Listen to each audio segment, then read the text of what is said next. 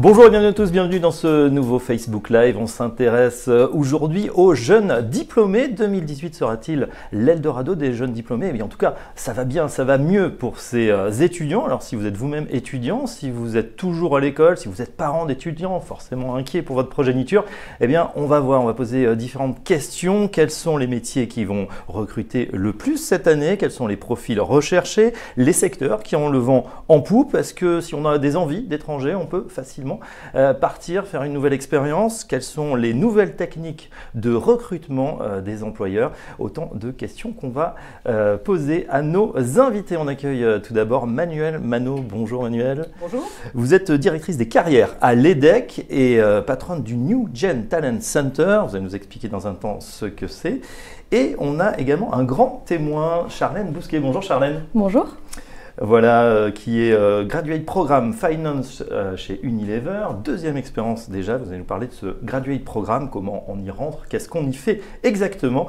Et on découvrira peut-être bien comment le contrôle de gestion peut devenir passionnant. Et oui, n'oubliez pas que cette émission est interactive, on est sur Facebook, donc posez toutes vos questions en direct, on essaiera de les prendre au fur et à mesure. C'est parti pour 40 minutes, on se voit à l'occasion de la sortie du baromètre cadre emploi EDEC, qui en est déjà, Manuel, à sa 26e édition. 27e, donc maintenant. Un petit mot justement de ce baromètre EDEC cadre emploi et surtout sa méthodologie. Alors, nous avons lancé le baromètre après la crise de novembre 2008 pour connaître très précisément et informer nos étudiants et nos partenaires entreprises de l'état du marché, jeunes diplômés. Et Cadre Emploi est partenaire depuis la troisième année de ce partenariat. Donc, méthodologie en quelques mots. Cadre Emploi interroge ses clients. Nous interrogeons les grandes entreprises partenaires des grandes écoles et en particulier de l'EDEC. Et tout ce monde-là, ça fait un peu plus de 200 répondants à chaque édition de baromètre, avec des grands noms, des startups, des entreprises plus petites, donc des grands noms, alors Unilever puisqu'on en parlait, des banques également, des cabinets d'audit, mais aussi Microsoft, Ubisoft, Cronenbourg, alors j'en cite Bolloré, l'Air Liquide, la Banque de France, Carrefour, le Crédit Agricole. Alors on ne va pas citer les 200, mais on comprend effectivement qu'il y a pratiquement tout le CAC 40, en tout cas celles qui recrutent. Et alors, bonne nouvelle pour 2018, on sait ça va mieux, la conjoncture est favorable et les entreprises sont réellement toutes voiles dehors en ce qui concerne le recrutement cette année. Absolument. Donc effectivement, on peut filer la métaphore marine. Toute voile dehors, 85% des entreprises nous déclarent qu'elles recruteront dans la prochaine période, donc dans les prochains 6 mois. C'est un chiffre extraordinaire. C'est le meilleur chiffre d'ailleurs depuis novembre 2008 et cette crise donc, qui dure depuis à peu près une dizaine d'années avec des politiques de stop and go. Est-ce qu'on peut dire justement que 10 ans après, la crise est réellement terminée? Vous nous disiez en préparant cette interview que les entreprises avaient l'habitude, avant la crise, de constituer un vivier de jeunes talents dans lequel elles allaient piocher au fur et à mesure des commandes, au fur et à mesure de l'évolution du business. C'est quelque chose qui a eu tendance à se tarir ces dernières années. Oui, tout à fait. Alors ça, c'était les années face, les années 80, la fin des années 90, le début des années 2000. Et les entreprises recrutaient en vivier. On voyait passer une tête bien faite, une tête bien pleine. On la recrutait, même si le besoin n'était pas immédiat. Et puis effectivement, depuis une dizaine d'années, on n'était plus du tout dans cette logique-là. On attendait que le besoin soit avéré et soit même peut-être certaines fois dépassé pour recruter. D'où des recrutements un petit peu en politique, on l'appelle de stop and go, c'est-à-dire on recrute quand on a le besoin, mais quand le besoin est vraiment tout à fait exprimé, et effectivement attentisme très très prudent quand la situation est plus incertaine. Alors on faisait du stock en quelque sorte. Ouais, exactement. Et c'est vraiment ces politiques de stop and go qu'on a vues dans les 26 éditions précédentes du baromètre, avec tous les 3-6 mois, donc des cycles très courts, des baromètres un peu plus optimistes, et puis d'un seul coup, des coups d'arrêt et des baromètres, des résultats de baromètres beaucoup plus attentistes, beaucoup plus prudents. On redit le chiffre, donc 85% des entreprises vont recruter des jeunes diplômés, des ingénieurs comme des managers au prochain semestre. On est quand même dans une stabilité au niveau des 2-3 périodes précédentes au niveau du baromètre. Oui, on reste sur un niveau assez haut maintenant depuis 2-3 baromètres. Oui, c'est ça. Depuis octobre 2016, on est sur une tendance à la hausse. Et c'est cela qui nous fait dire qu'on est peut-être sorti de cette période où vraiment les recrutements s'ajustaient au plus juste. N'était pas dans une période très optimiste, puisque trois baromètres de suite où les recrutements sont à plus de 2/3 en gros des entreprises, plus de 66-70%, 85% sur celui-ci, c'est vraiment un signe très très optimiste. Et 84% nous disent qu'elles ont recruté au trimestre précédent aussi.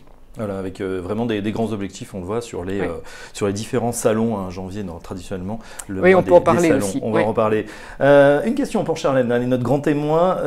Vous avez quel profil, vous, quand vous êtes sorti de l'école? C'était il y a quelques années déjà, puisque vous avez fait une première expérience dans l'audit avant de rentrer chez Unilever. À l'époque, donc c'était 2-3 ans en arrière, 2016, c'était déjà une bonne conjoncture favorable? En 2016, oui, j'ai trouvé très facilement l'audit parce qu'il y avait des besoins en audit, en cabinet à l'époque. Mais après quelques temps en audit, je me suis posé la question de qu'est-ce que j'avais vraiment envie de faire en carrière. Et du coup, là, j'ai postulé pour Unilever Graduate Programme qui avait déjà beaucoup de besoins pour des jeunes diplômés et qui avait déjà une forte demande. À l'époque, ils recrutaient 17 personnes et aujourd'hui, ils en recrutent 20 dans leur graduate programme. Donc ça confirme la tendance. Oui, ça confirme la tendance. L'ensemble des grands groupes sont en train vraiment de déployer la voilure.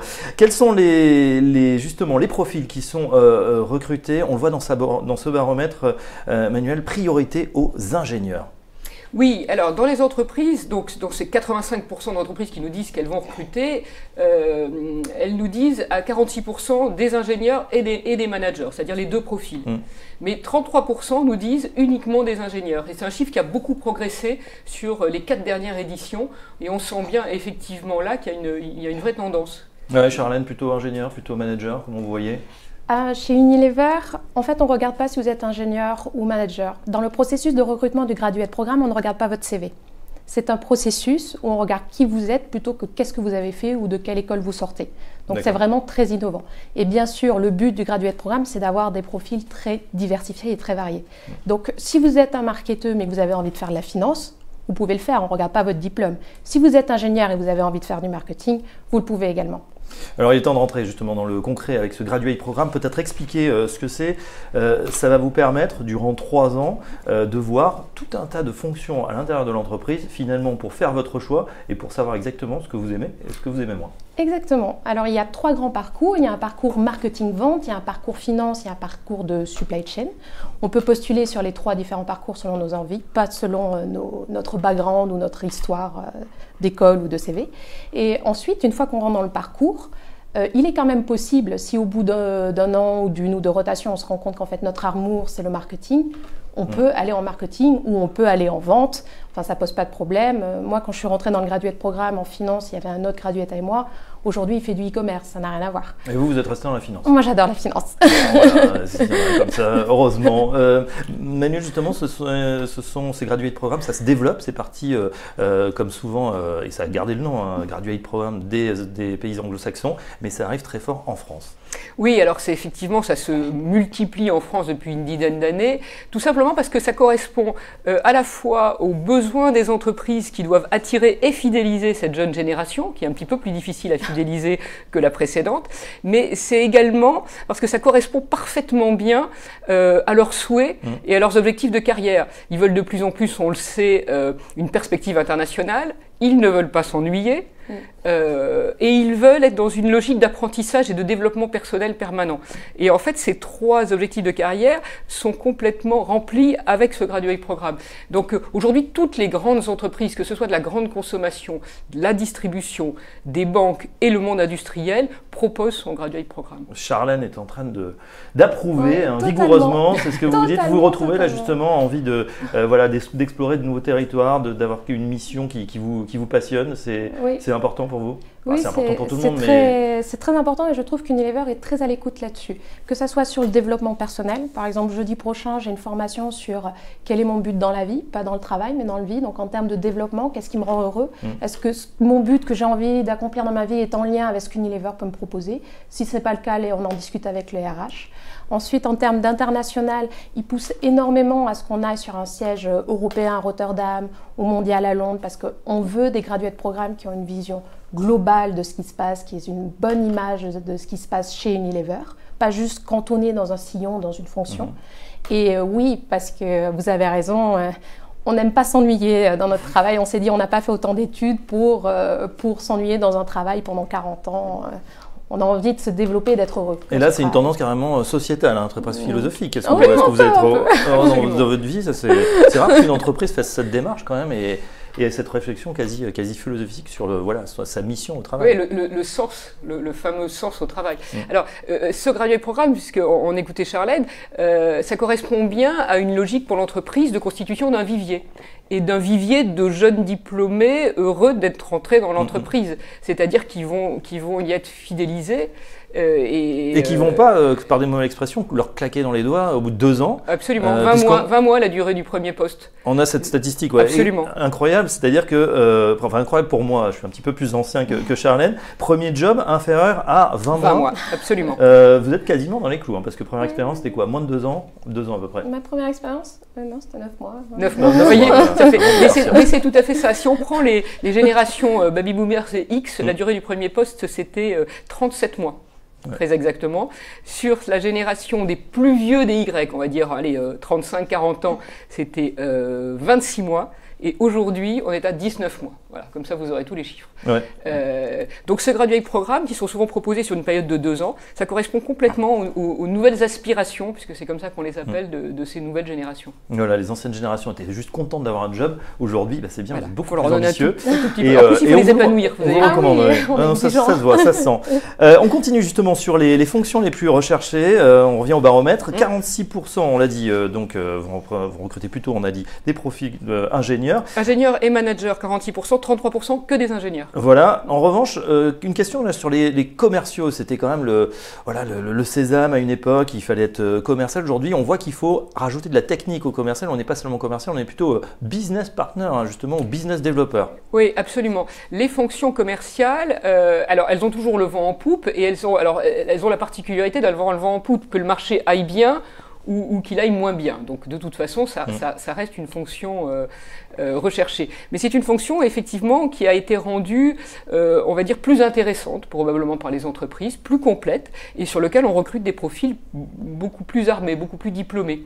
On appelle plus ça maintenant du business développement que d'une fonction commerciale, notamment quand on s'adresse au bac plus 5 et plus. D'autant que le commercial n'est plus voiture de fonction à démarcher tous ses clients. On est complètement dans le digital aujourd'hui et donc il faut qu'il y ait aussi de la technique, d'où des profils à chemin entre l'ingénieur et le commercial. Alors, d'où le succès aussi des doubles compétences, bien entendu, mais on le voit bien dans ce baromètre, on va rechercher des fonctions liées au système d'information, au télécom, au digital, au numérique, et des fonctions, on va en parler aussi, plus recherche et développement et bureau d'études, qui sont vraiment des fonctions d'ingénieur. Alors, on a d'autres, bien sûr, fonctions qui sont recherchées, le marketing toujours, la finance d'entreprise, ça c'est votre domaine, Charlène, les systèmes d'information, recherche et développement. Qu'est-ce qui se passe du côté du conseil, par exemple? C'est un petit peu moins le vent. Alors, le conseil, c'est toujours actif, parce que quand les entreprises recrutent pas, elles ont quand même des besoins, et donc elles font appel au cabinet de conseil également. Alors, ça précède toujours le conseil, un petit peu les bons moments sur le marché de l'emploi. Donc, c'est à peu près stable, comme l'audit d'ailleurs, c'est à peu près stable. Aujourd'hui. Les phases d'accélération, c'est vrai que quand ça va mal, on a tendance à resserrer un peu la voilure, peut-être à envoyer ses commerciaux plus sur le terrain. Oui. Là, ce qu'on observe, c'est que l'ensemble des fonctions support, donc, dont on a parlé, profitent de l'engouement et du redémarrage du marché du travail. Oui, et ça, c'est vraiment le signe d'un marché qui se porte très bien. On continue de recruter en communication, en marketing, en ressources humaines, logistique, achat, et on sait que ce sont des fonctions qui souffrent un petit peu quand le marché est un peu tendu. Vous aviez le choix, vous, Charlène, effectivement, vous êtes dirigée vers la finance, ce qui vous plaît aujourd'hui. Qu'est-ce qui vous plaît justement dans cette finance? Comment vous pesez ou comment vous éclatez dans votre job aujourd'hui? Mais en fait, aujourd'hui, je suis finance business partner, et en fait, je me rends compte que je fais plus du business que de la finance. Et ça, c'est passionnant parce que quand j'étais à l'école, j'avais une image du contrôle de gestion de quelqu'un derrière son ordinateur, une image un peu poussiéreuse de contrôle budgétaire, de prévision des ventes, pas quelque chose de drôle. Alors qu'au final, aujourd'hui, qu'est-ce qu'on fait? Eh bien, on a par exemple une situation, on doit mettre un prix, qu'est-ce qu'on fait? On parle avec les commerciaux, on parle avec le marketing, on est là pour influencer des décisions, jamais complètement les prendre parce que nous sommes une fonction support, mais en même temps, comme on est toujours un petit peu l'ombre de chaque fonction marketing ou commerciale, on doit parfaitement comprendre quels sont les enjeux et quel est le but. Et comme on a cette connaissance financière, on peut apporter vraiment une plus-value aux preneurs de décision. Ouais, vous faites parler les chiffres pour prendre ensuite les bonnes décisions. Est-ce qu'il y a un exemple concret là justement d'une mission que vous avez réalisée récemment sans dévoiler de secret? Bien sûr. Qu'est-ce que ça comporte là? Il y a des fusions, des acquisitions? Il y a plusieurs choses qui sont assez sympas en ce moment, notamment l'acquisition de nouveaux clients. C'est quelque chose d'un phénomène un peu ad hoc, un peu exceptionnel. Et ça, c'est vraiment intéressant de comment on arrive en support des commerciaux pour venir acquérir un nouveau client sur des nouveaux channels, quel type de produits leur proposer, comment proposer une gamme très différenciée par rapport à la grande distribution traditionnelle et vraiment arriver en plus-value presque stratégique et tactique sur l'acquisition d'un nouveau client. Donc ça, c'est passionnant. Et oui, parce qu'en plus, vous êtes sur des produits de grande consommation qu'on va retrouver dans nos supermarchés. Et c'est vrai que là aussi, le consommateur, lui, est de plus en plus exigeant. Il veut de la nouveauté, il veut du prix, évidemment, de la qualité. Donc tout ça, vous êtes en mesure de peser sur ces décisions finales, voilà, sur des rayonnages qui vont changer grâce à vous, peut-être? Grâce à moi, je ne sais pas. Moi, je pense que si quelque chose change, c'est le consommateur qui le fait changer. Parce que le consommateur, aujourd'hui, dit « je veux du bio ». Du sans huile de palme et je suis allergique au lactose, et bien on sort la margarine bio sans huile de palme chez Unilever ou ce genre de choses. Vous vendez même la margarine, hein, je crois qu'elle a été vendue là. Oui, exactement. J'ai vendu la margarine. Pas vraiment. On regarde également dans les perspectives de recrutement, on le disait tout à l'heure, voilà, tout un tas de fonctions qui sont touchées. Un tiers des futurs recrutements se feront dans le numérique, les télécoms et les systèmes d'information. On n'y échappe pas, on est en pleine transformation digitale. Ça compte énormément, ça compte de plus en plus, Manuel. Oui, absolument. C'est vraiment c'est le mot-clé d'ailleurs sur tous ces réseaux sociaux, vous savez, où on met son CV, où on le partage sur les cités. S'il n'y a pas digital quelque part, je crois que c'est pas bon. S'il n'y a pas le mot transformation digitale quelque part, on va remonter beaucoup moins dans les requêtes. Voilà. Bon, avis à tous ceux qui sont sur le site Cadre Emploi, qui consultent les annonces, qui mettent leur CV en ligne. Digital, voilà, il faut qu'il y ait une petite partie de digital. Plus sérieusement, télécom numérique, système d'information, un tiers, ça fait quand même beaucoup. Oui, absolument. Bah, ça suit la transformation des organisations, tout simplement. Aujourd'hui, il n'y a pas une organisation qui ne soit pas numérique. Et impactée, effectivement. Et impactée. Le numérique, chez Unilever, on est digital, on se balade avec des tablettes, c'est l'image d'Épinal. Non, mais est-ce qu'on le sent dans la société? Plus peut-être même au niveau du management, tiens, c'est intéressant, et des structures RH. Comment c'est le management chez Unilever? On voit une énorme structure. Est-ce qu'on est en silo ou est-ce qu'on est sur un management beaucoup plus plat? Non, on est sur une hiérarchie qui est beaucoup plus plate, en effet. Ça suit un petit peu. En fait, le management a suivi l'impact de la digitalisation. C'est-à-dire qu'avant, souvent on dit, oui, on est passé de l'ERP à l'API. L'ERP, parce que là, vous allez nous faire perdre. On travaille en silo, chacun dans sa fonction, chacun dans son département. L'information communique mal.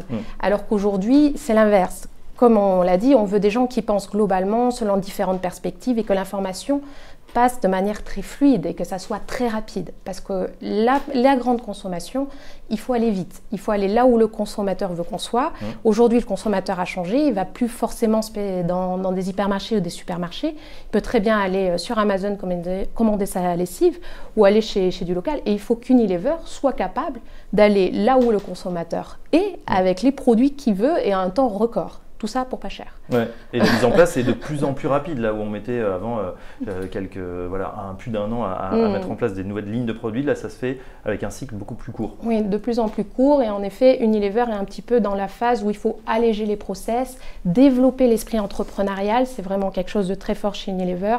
Ils ont développé des solutions comme des hackathons pour vraiment communiquer et développer des solutions en un temps record, en quelques mois seulement.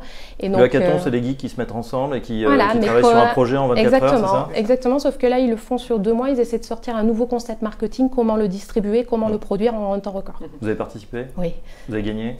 C'est très générationnel. C'est vrai que c'est complètement nouveau. On va voir les techniques justement dans quelques instants. Alors donc un tiers des recrutements, on l'a dit, dans les télécoms, le numérique et les systèmes d'information, mais également 1 sur 5 sera plutôt dans les études et la recherche et développement. Alors on peut dire que c'est connexe. C'est intéressant aussi il faut avoir des gens qui peut-être prennent une vue un peu plus hélicoptère et puis travaillent sur ces métiers. La recherche et développement, c'est la clé aussi des nouveaux produits. Hein. Oui, et puis c'est vraiment le signe de la bonne santé de l'économie tout de même. Parce que c'est l'investissement. C'est l'investissement, c'est ce qui va faire demain. Donc si on investit là, c'est qu'effectivement on est plutôt confiant.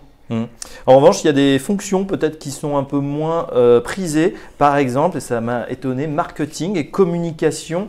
Manuel, vous me disiez, les entreprises ont appris au cours des dernières années de vache maigre à faire sans. On s'est passé de com, on s'est passé d'un peu de marketing et du coup, on a du mal à restaffer sur ces fonctions. Alors probablement que les structures se sont un peu adaptées à la période de disette qu'on vient de vivre et elles ont appris à faire peut-être mieux avec un peu moins de moyens. Et je pense qu'il n'y a pas que le marketing, il y a beaucoup d'autres fonctions support qui ont vécu ça. Oui. Mieux avec moins, ça, on l'entend souvent effectivement.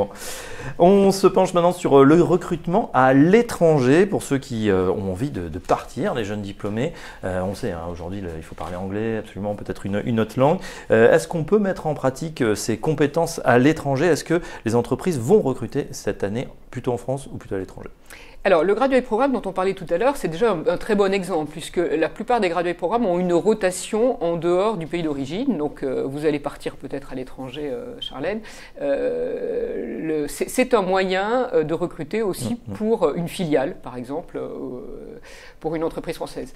Mais il y a un deuxième moyen qui est une exception française, et qui est une exception française remarquable, puisque c'est le VIE, le volontariat international entreprise, qui va représenter à peu près aussi un quart des recrutements dans les déclarations des entreprises pour ce nouveau baromètre. Voilà, 25% donc vont recruter à l'étranger. À l'étranger, absolument. Ça, c'est plutôt une bonne nouvelle. L'étranger, c'est quoi? C'est quel étranger? C'est l'Europe? Alors, c'est l'Europe principalement. C'est les États-Unis, l'Asie? Alors, c'est l'Europe principalement, et puis toujours pas mal l'Asie, le continent américain, l'Afrique, sur lequel on a plus de mal à recruter, mais sur lequel il y a de gros besoins également.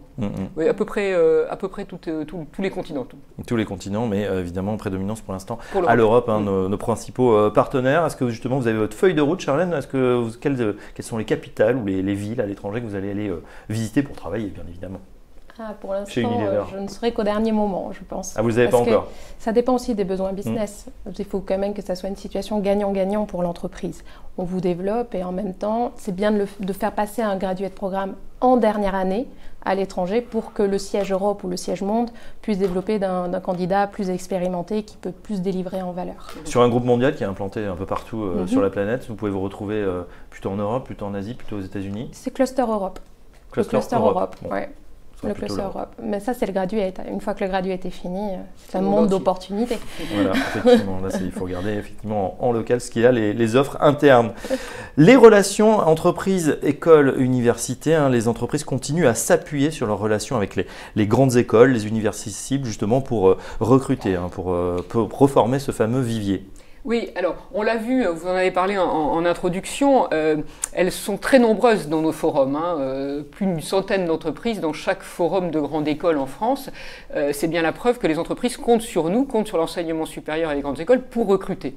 Alors ça c'est vrai dans une période faste, c'est important d'avoir des relations de proximité pour dire voilà nos besoins, on doit recruter, mais c'était également vrai, c'était un peu plus contre-intuitif, on aurait pu le dire, dans une période qui était moins facile de politique de stop and go et pour des raisons un peu différentes, c'est-à-dire que lorsque le besoin était avéré, il devenait très urgent et il fallait une réponse très rapide des partenaires de l'enseignement supérieur pour combler le besoin, justement.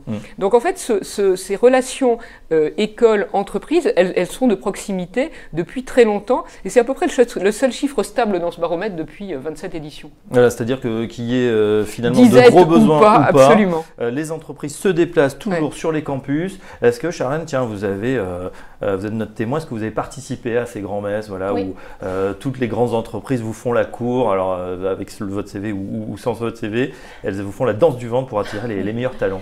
Alors c'était très intéressant parce que j'y ai participé quand j'étais étudiante Et j'y ai participé pour Unilever récemment, l'année dernière et cette année. Alors du coup, c'est très intéressant d'avoir les deux images, parce que d'un côté, en tant qu'étudiant, on se vend, entre guillemets, pour avoir tel job qu'on pense.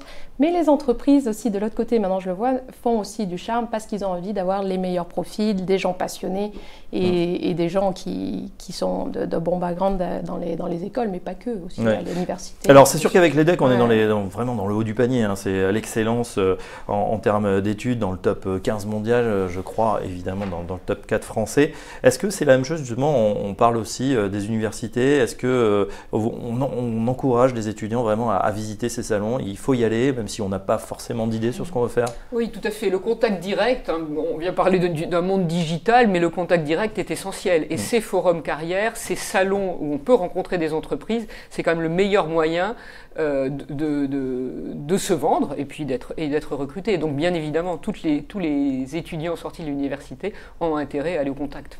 Comment vous avez recruté alors les nouveaux? Qu'est-ce que vous leur avez promis, raconté, dit? C'était à quoi, un partage d'expérience? Comment ça s'est passé? Avant tout, je les ai écoutés. Je leur ai demandé qu'est-ce qu'ils avaient envie de faire, qu'est-ce qui les faisait vibrer. Et quand je voyais qu'il y avait quelque chose qu'Unilever pouvait leur offrir, où ils avaient une situation gagnant-gagnant à trouver, là je leur conseillais plutôt tel parcours chez Unilever ou un autre. Il faut faire de la séduction, je pense, intelligente. Le pire, c'est de vendre du rêve et la personne arrive et ça ne correspond pas du tout à quoi elle s'attendait. Cela génère une frustration et c'est comme ça qu'il y a beaucoup de turnover chez une entreprise. Là, il faut vraiment trouver des gens qui sont alignés avec ce qu'Unilever peut leur offrir. Alors pardonnez-moi, je vais avoir une question un peu provocante, mais est-ce que quand on parle d'épanouissement et tout, il y a quelque chose qui est important quand même, les jeunes diplômés, ils vont regarder leur salaire, parce qu'on sait très bien que c'est un investissement de rentrer dans ces grandes écoles, des fois il y en a qui s'endettent sur plusieurs années, il va falloir quand même rembourser. Qu'est-ce que vous pouvez leur dire là justement? Est-ce que ça va compter ça aussi? Il ne faut pas être naïf non plus, on va regarder qu'est-ce qui est proposé en termes de package comme on dit.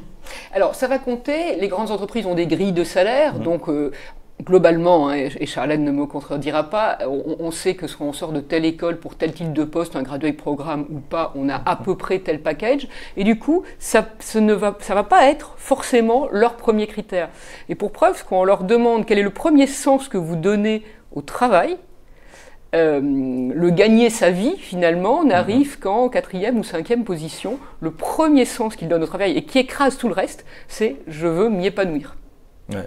Bah ça c'est bien. Bon, Charlène a l'air de s'épanouir, de s'éclater dans son job, donc mission remplie. On va y revenir dans un instant. Je voudrais juste faire un petit tour par les outils de recrutement qui sont en train d'évoluer. Alors là aussi, c'est ce que nous dit le baromètre. Par exemple, 45% des entreprises utilisent le cas pratique. C'est une nouvelle tendance. Oui, et qui augmente régulièrement. Alors, ce n'est pas une toute nouvelle tendance. Il y a 10 ans, on trouvait aussi des entreprises qui utilisaient des études de cas, en fait, où on fait faire une étude de cas dans le process de recrutement. Mais effectivement, aujourd'hui, c'est près d'une entreprise sur 2 qui utilise le business case. Peut-être avez-vous été recruté de cette façon-là dans le graduate programme.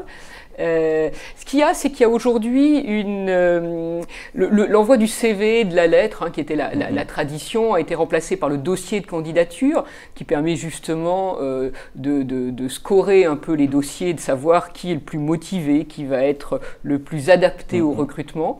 Et dans le moment de la rencontre entre un étudiant et une entreprise, qui était traditionnellement l'entretien, aujourd'hui on va démultiplier les outils un peu plus élaborés, donc l'étude de cas en fait partie, mais il y a des tests aussi, tests d'aptitude, tests de personnalité. Test de personnalité, 39%. 39%, ça vient juste en dessous. Ensuite, on a le test d'aptitude à 28%, donc 1 sur 3. Entretien de groupe également, ou autre type d'épreuve. Alors justement, on va demander à Charlène, qui est donc passée sur le grill il y a encore peu de temps, qu'est-ce qu'on vous a fait faire pour rentrer chez Unilever, par exemple? Alors l'inscription, elle se fait en ligne. Donc moi, je n'avais jamais rencontré un recruteur Unilever avant. J'avais postulé sur le site web. Et ensuite, comme je l'ai dit précédemment, on ne regarde pas le CV. Donc on regarde qui vous êtes, on ne regarde pas ce que vous avez fait ou d'où vous venez, on regarde qui vous êtes aujourd'hui. Et donc une fois que vous postulez en ligne, il y a des petits jeux en ligne qui vont tester votre profil psychologique. Donc, alors, par exemple? Un exemple, vous devez double-cliquer sur un ballon. Plus vous cliquez, plus le ballon grossit, vous gagnez des points. Jusqu'à ce qu'un moment, si vous cliquez trop, le ballon va exploser. Et donc, du coup, ça mesure à quel point vous aimez prendre des risques ou au contraire, vous n'aimez pas trop ça. Traverse au risque exactement. Risque, Donc ça, voilà. Et si votre profil psychologique correspond, on pense à un certain besoin de chez Unilever, donc chez Unilever ou d'une fonction dans laquelle vous postulez. Et ensuite arrive un entretien en ligne, vidéo, un peu comme Skype, mais c'est pas l'entreprise utilisée. Et si la vidéo est concluante, là seulement arrive le Discovery Center, qui est la nouvelle génération de l'Assessment Center, mais qui est un peu différente, où on met des gens en situation, on leur donne à l'avance du matériel, de la documentation pour qu'ils puissent mettre dans un contexte, pas qu'ils découvrent le contexte le jour J. Le jour J, donc vous bossez en amont chez vous. Ils se plutôt s'imprégner d'un contexte, plutôt qu'il n'y a pas vraiment une liste de tâches à faire, vous savez, c'est juste vraiment de documents à lire, par exemple, je ne sais pas, l'e-commerce en Afrique ou ce genre de choses. Et le jour où vous arrivez, on vous donne un ordinateur, on vous met dans des situations. Vous êtes en groupe ou vous êtes en individuel? Il y a plusieurs exercices, oui, il y a beaucoup d'exercices en groupe, mais il y a aussi des exercices individuels. Et la journée se clôture par un entretien très simple en one-to-one. Qu'est-ce que vous avez ressenti? C'était quoi? Comment avez-vous vécu l'exercice? Qu'est-ce que vous avez aimé? Qu'est-ce que vous n'avez pas aimé? Ouais. Et à ce moment-là, une fois qu'on a franchi toutes ces étapes, non, parce que c'est quand même pas mal, hein, ça change effectivement du CV et de la lettre de motivation. D'autant qu'on a beaucoup d'informations aussi sur le profil des gens, les profils Viadeo, les profils sur les réseaux sociaux. Le recruteur aussi peut se faire une idée un petit peu à l'avance. Ça change tout ça et pour autant, in fine, qu'est-ce qu'on va rechercher? Quel va être le candidat idéal pour ces entreprises?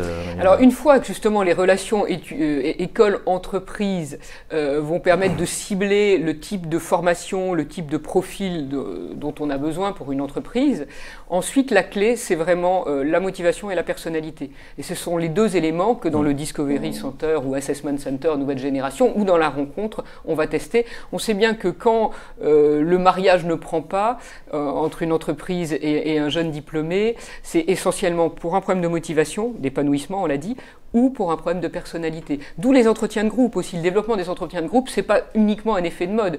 Quand on rentre dans une équipe marketing, une équipe commerciale, une équipe de finance, on choisit pas ses collaborateurs. Ouais. Donc il faut être capable d'écouter, de travailler avec tous les collaborateurs, y compris aujourd'hui internationaux. On va travailler avec, à distance avec des pays européens, on va travailler avec des pays asiatiques à distance.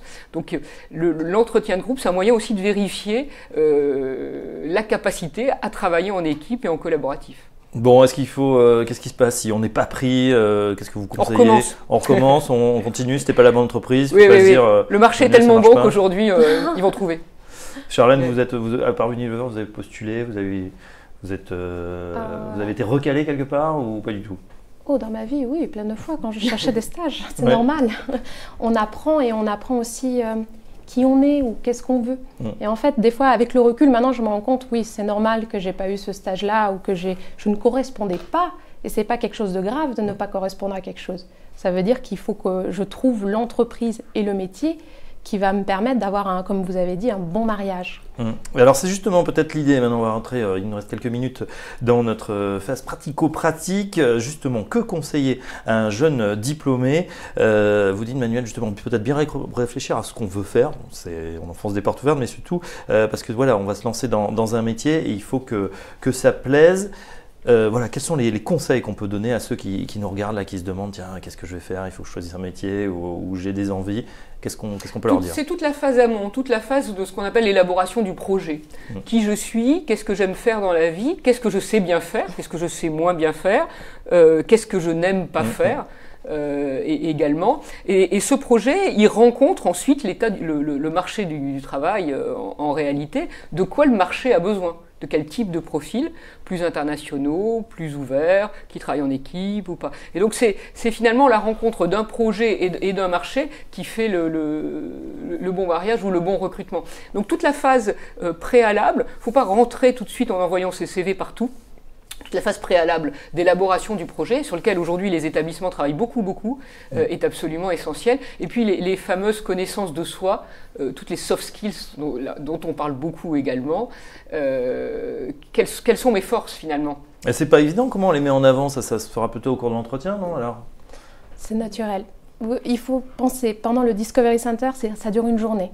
Pendant une journée, il va y avoir 8 à 10 juges qui vont vous regarder, vous voir évoluer, comment vous communiquez. Vous ne pouvez pas mentir sur qui vous êtes pendant une journée. Forcément, ça va se voir dans votre langage corporel, dans votre façon d'aborder le conflit ou le partage d'informations. En fait, s'il y a vraiment une qualité clé à avoir pour des assessment centers ou des discovery centers, c'est d'être ouvert aux critiques, d'être ouvert au feedback qu'on vous fait pendant le Discovery Center.